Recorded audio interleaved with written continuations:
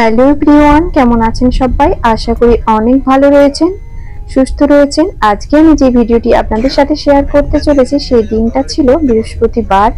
তারিখটা ঠিক আমার মনে নেই। সকালবেলায় আমরা বেরিয়ে পড়েছিলাম চিনিকে নিয়ে ডাক্তার দেখাতে যাওয়ার উদ্দেশ্যে। ঘড়িতে ওই 5:30 মতো বাজে।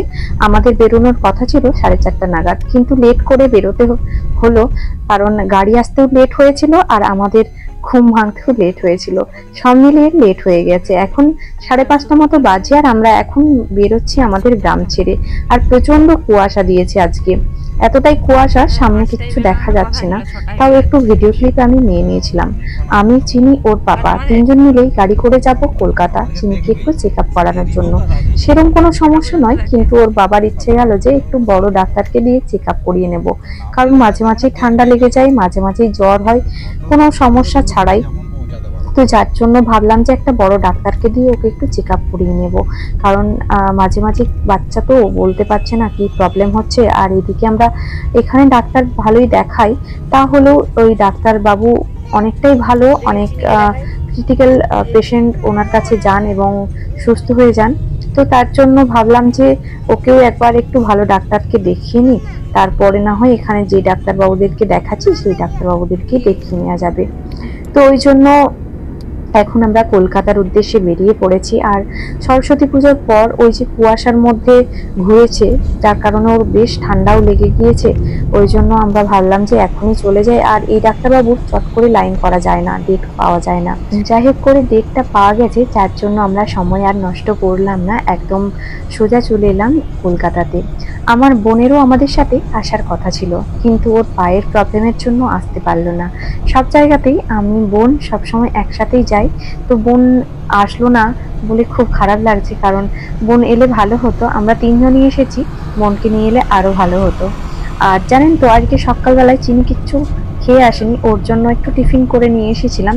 তো গাড়ির মধ্যে খাওয়াতে খাওয়াতে ও বমি করে দিল। তো ওকে নিয়ে আসতেও বেশ সমস্যা হচ্ছিল, রাস্তার মধ্যে দুবার দাঁড়াতে হয়েছে, ও বমি করে দিয়েছে।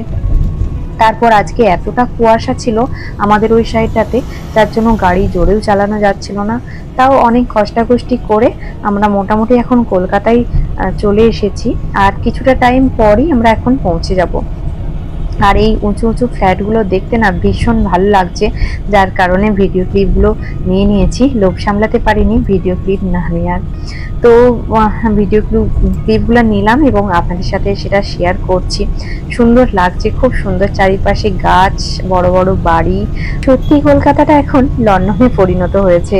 রাতের কলকাতা তো আরো সুন্দর লাগে। কিছুদিন আগে যখন বাবাকে নিয়ে এসেছিলাম, রাত্রে বাড়ি ফিরছিলাম, তখন কলকাতাটা আরো যেন সুন্দর লাগছিল।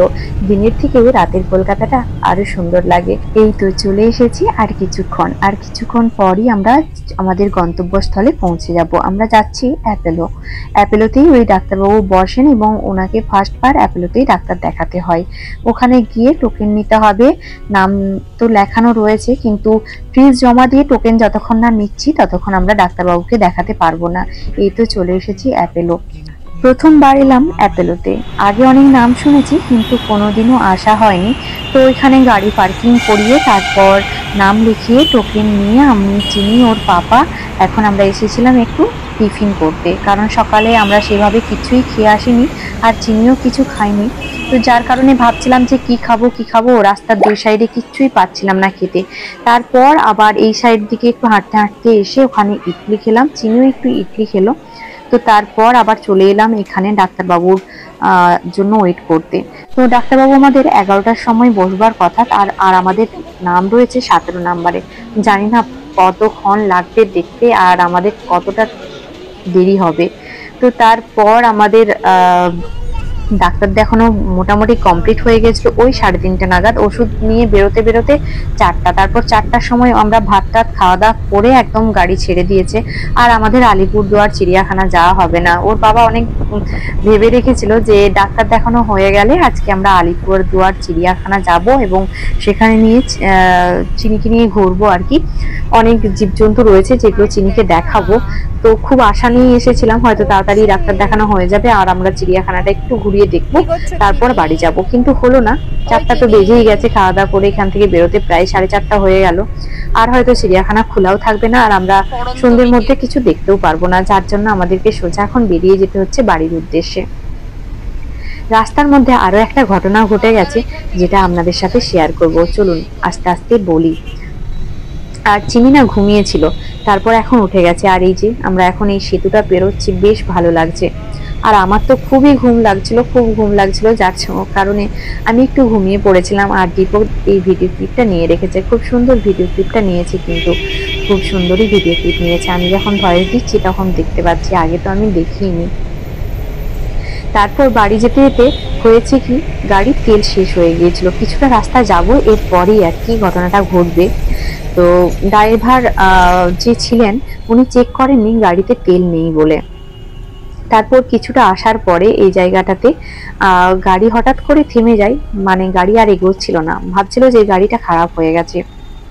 তারপর ড্রাইভার অনেক চেষ্টা করে কিছুতেই কিছু হচ্ছিল না। তারপর যিনি মালিক ছিলেন ওনাকে ফোন করলেন, উনি বললেন যে এই সেই কর, হ্যান ত্যান কর, তো কোনোভাবেই হচ্ছিল না। তারপর মনে হলো যে তেল শেষ হতে পারে।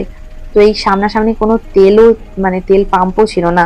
কিছুটা দূরে গিয়ে তেল পাম্প ছিল, যেখান থেকে বোতলে করে তেল দিচ্ছিল না। এরপর গাড়িটা ঘুরিয়ে নিয়েও যাওয়া যাচ্ছিল না। তারপর কোনোভাবে কষ্টাকষ্টি করে একটা গাড়িটাকে সাইডে নিয়ে এসে দাঁড় করিয়ে দেয়। তারপর ওখান থেকে একটা পিপ কিনতে হয় 500 টাকা দিয়ে। পিপটা কিনে তারপর তেল এনে আমাদেরকে আসতে হয়েছিল। মোটামুটি ওইখানে প্রায় 1.5 থেকে 2 ঘন্টা আমাদেরকে মাঝপথে দাঁড়াতে হয়েছিল, মানে একদম থানার সামনে। কি যে টেনশন, কি যে মানে একটা ভয় কাজ করছিল। ড্রাইভার অনেক চেষ্টা করে একটা পিপ কিনে এনে তাতে তেল ভরে নিয়ে এসে তারপর গাড়িতে ঢালে, তারপর আমরা আবার বাড়ি আসতে পারি। এই দেখুন চিনি কেমন ঘুমিয়ে পড়েছে। বেশ যাচ্ছিল, যেতে যেতে আর কিছুটা দূরেই হয়তো আমাদের গাড়ির তেল শেষ হয়ে যাবে, যেখানে দাঁড়িয়ে আমাদেরকে এত কষ্ট করে তেল ম্যানেজ করে তারপর আবার বাড়ি যেতে হবে, যে সময় আর আমি ভিডিও ক্লিপ নিইনি।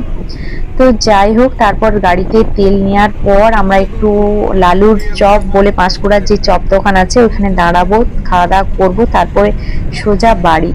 বেশ ক্লান্ত লাগছে, কারণ ডাক্তার দেখাতে গেলে না অনেকটা কষ্ট হয়, অনেক মানে না খেয়ে লাইন দিয়ে থাকতে হয়, অনেক সমস্যা। যাই হোক, আজকের ভিডিওটা ছিল এই পর্যন্তই। আজকের ভিডিওটি কেমন লাগলো অবশ্যই কমেন্ট করে জানাতে ভুলবেন না। সবাই ভালো থাকবেন, সুস্থ থাকবেন, দেখা হবে খুব তাড়াতাড়ি।